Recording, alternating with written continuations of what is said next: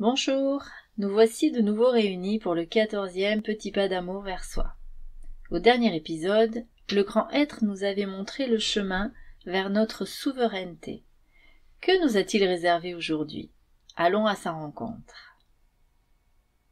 Cher bipède, je me réjouis de vous retrouver pour partager le récit de mon existence. J'ai maintenant environ 50 de vos années. Aujourd'hui, l'air s'est réchauffé et mes branches se sont habillées de feuilles luisantes. Puis, telles des milliers de petites étoiles, des fleurs ont éclos. Les insectes tourbillonnants ont permis leur fécondation. Et voilà que les premiers petits fruits font leur apparition. Les faînes, comme vous les appelez. Les graines sont bien protégées dans une gangue tout hérissée. Et à chaque saison, je m'émerveille de ce que la vie me permet d'engendrer.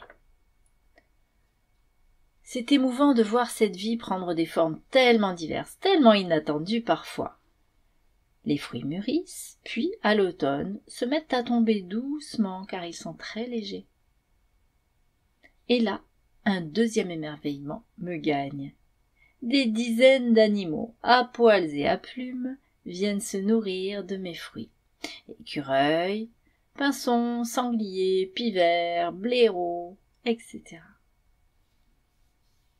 Certaines graines parviendront à germer et à produire de jolis petits plants à l'ombre des grands. Et je me revois en eux, il y a 50 ans. Le cycle de la vie se poursuit à travers moi. Cela m'emplit de sérénité de savoir que je contribue à la vie. Et vous, chers humains, comment contribuez-vous au flot de la vie? Ressentez comment la vie vous traverse de façon fluide et fructifie à travers vous.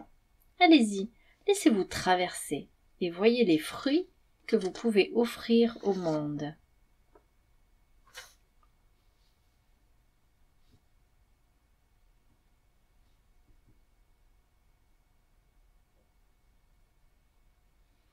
J'ai observé chez vous, chers frères humains, une réticence à donner pleinement, sans attente de retour. Souvent, je vous entends dire « Ah, c'est donnant, donnant » ou encore « Tu donnes ça, on te prend ça » ou encore « Je ne veux pas être le pigeon de service ou le dindon de la farce ». D'ailleurs, c'est étonnant cette vision que vous avez de certains animaux. Comment cette idée de donner aux autres, au monde, se joue en vous? Avez-vous des craintes d'être floué, trompé, escroqué? Allez-y, observez vos croyances sur le don, en toute honnêteté.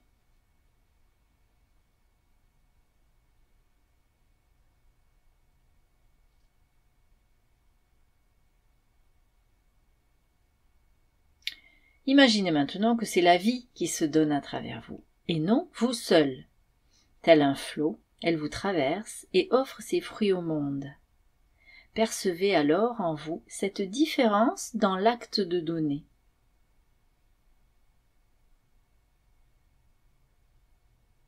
En pensant que c'est la vie qui se donne au monde.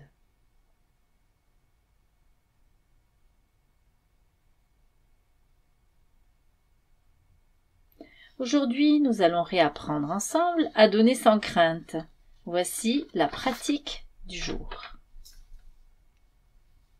Si vous le pouvez, restez debout pour ressentir l'arbre en vous. Sinon, asseyez-vous confortablement, les pieds posés au sol. Étirez-vous d'abord de tout votre long comme si vous vouliez prendre quelques centimètres. Allez-y, étirez-vous.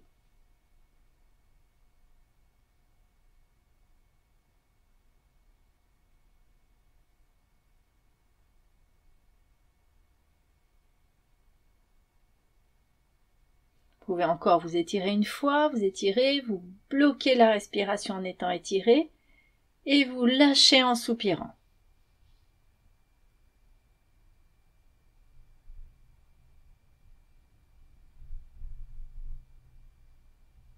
Respirez maintenant doucement en conscience.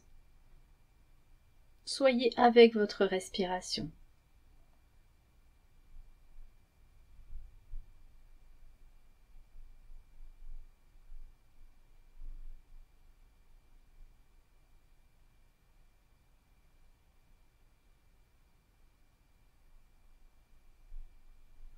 Prenez maintenant un temps de silence à l'intérieur de vous, un temps de repos intérieur.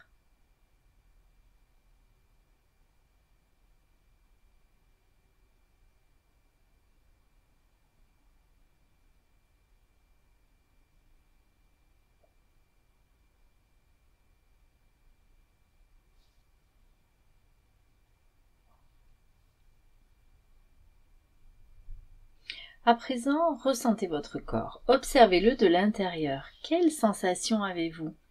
Scannez-le de la tête aux pieds, sans commenter, ni juger. Juste ressentir et observer. Allez-y.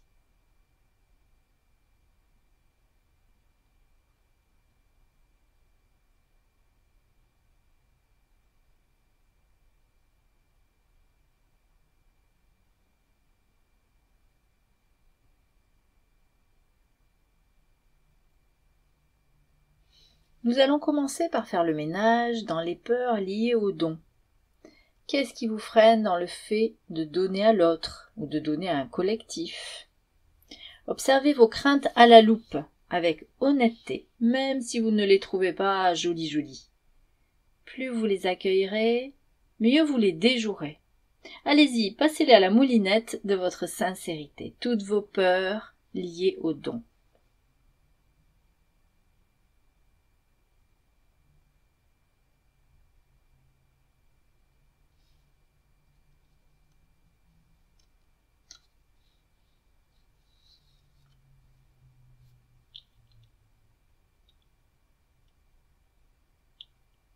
Sont-elles vraiment justifiées au regard de la vie? Est-ce que les arbres ou les plantes se demandent si elles vont perdre quelque chose en offrant leurs fruits?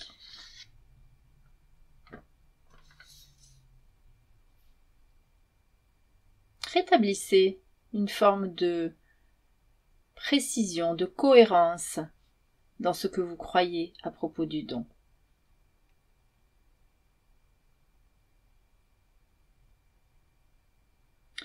Imaginez-vous maintenant arbre. Ressentez la vie vous traverser. Déployez vos racines profondément. Déployez-les horizontalement et également en profondeur. Elles puisent l'eau et tous les éléments vitaux qui remontent le long du tronc, puis des branches, puis des bourgeons et vont gorger les fruits. Sur la partie haute, vous ressentez le soleil qui vient apporter toute l'énergie nécessaire à la croissance de ces beaux fruits. Vous êtes gorgé de vie de toutes parts et vos fruits en sont les réceptacles. Sentez-vous abondant, traversé d'une énergie vitale puissante. Ressentez-la dans votre corps. Elle monte par les pieds, par vos racines, tout le long du corps, comme si vous étiez un arbre, et puis ensuite, une autre énergie, celle du soleil, descend de la tête vers les pieds. Faites circuler cette énergie vitale en vous. Cette abondance en vous.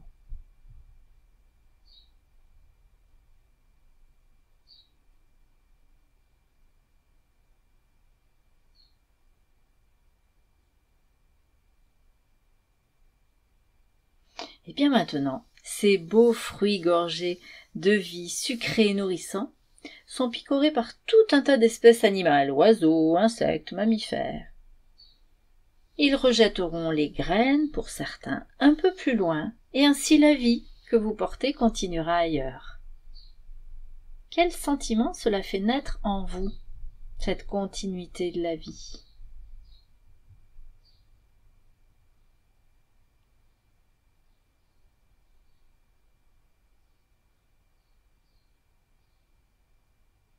Si c'est plutôt positif, transposez ce sentiment né de la vie qui vous traverse et s'offre au monde dans votre vie d'humain. Comment ça se manifeste? Essayez de l'injecter dans votre vie.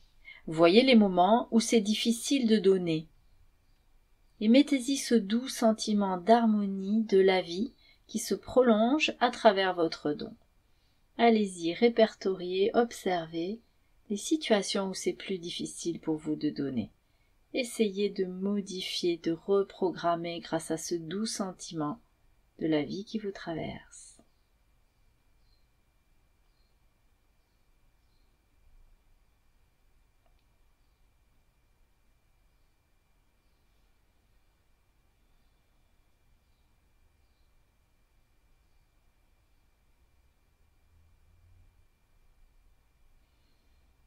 Ce n'est pas encore naturel, dans toutes les situations, pas de stress les amis. Vous pratiquerez et vous rééduquerez peu à peu. Je vous souhaite maintenant de fabriquer de beaux fruits gorgés de vie et d'amour. À bientôt!